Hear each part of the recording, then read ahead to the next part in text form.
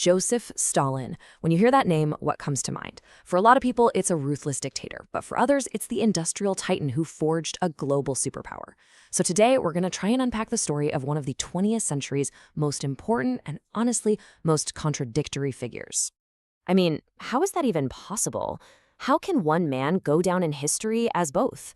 On the one hand, you have the guy who dragged a sprawling agrarian nation kicking and screaming into the industrial age. And on the other, you have a man responsible for the deaths of millions of his own people. This, right here, is the central paradox of Joseph Stalin.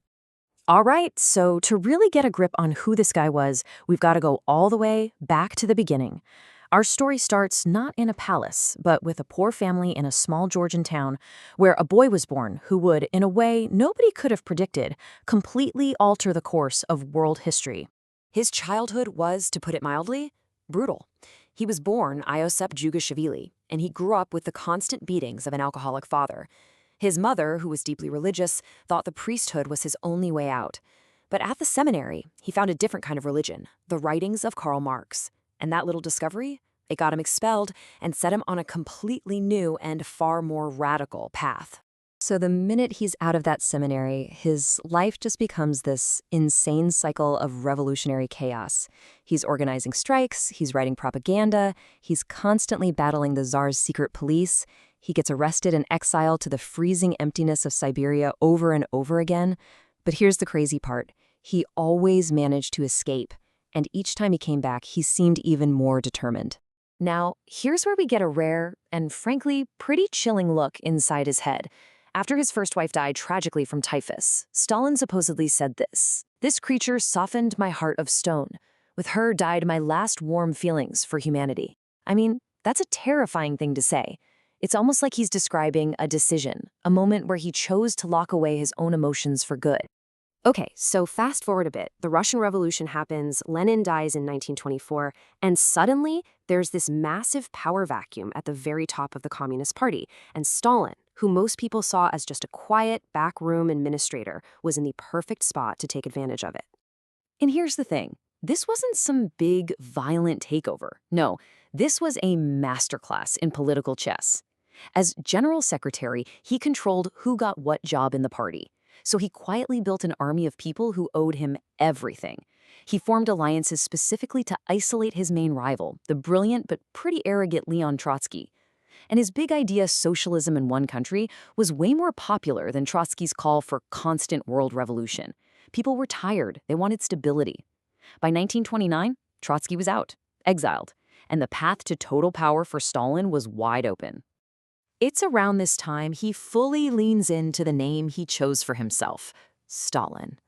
It literally means man of steel, and that wasn't just a cool nickname. It was a mission statement. It was a promise of the kind of ruthless, unbending force he was about to become. With all his rivals gone, Stalin launches one of the most ambitious, and frankly, one of the most brutal modernization campaigns in human history. His goal was simple: take a nation of peasants and turn it into an industrial superpower, and do it like yesterday. And you know what? The results were staggering. I mean, just look at this. Through these 5-year plans, Soviet industrial output went through the roof. In just a decade, they achieved growth in coal, steel, and oil that had taken other major nations 100 years to accomplish. But, and this is a massive but, this so-called miracle of production was paid for in human blood. To hit those impossible targets, Stalin applied his man of steel philosophy not just to metal, but to people. And the consequences were absolutely catastrophic. This relentless industrial drive leads us directly into the darkest chapter of his rule. With the entire country under his thumb, Stalin's deep-seated paranoia and his brutal policies merged to unleash a wave of pure terror on his own people. It started in the countryside. To pay for all those factories and to control the nation's food, Stalin's policy of forced collectivization basically seized every private farm and all the grain. The result was a horrific, completely man-made famine. We're talking an estimated 8 million people starving to death while the state was literally exporting the grain that could have saved their lives. So after crushing the peasantry, Stalin's paranoia just spirals. It turns inward, right at the heart of the Communist Party itself. He started seeing enemies and spies and traitors everywhere, so he decided to just Eliminate all of them. This campaign became known as the Great Purge. I mean, just look at these figures. This is insane. This isn't just getting rid of a few enemies. This is him systematically decapitating his own government and military. He executed most of his top army generals right on the eve of World War II, a majority of the party's own central committee, and over 1 million regular party members. And for anyone who wasn't just shot right away, well, there was the Gulag. This was a gigantic network of forced labor camps run by his secret police. Millions of people, so-called enemies of the state, were shipped off to the coldest, most miserable corners of the earth to be worked, frozen, and starved to death. Conditions were so bad, there were even verified reports of prisoners resorting to cannibalism just to survive. So, after completely reshaping his country and terrorizing its people, Stalin then faces his biggest test yet: a world war. A war that would decide not only the fate of his regime, but the entire world. And his first move? It blows everyone's mind. He signs a non-aggression pact with his #1 ideological enemy, Adolf Hitler. Of course, Hitler eventually betrayed him and invaded. But the Soviet people, even after everything Stalin had done to them, fought back with a ferocity that stunned the world.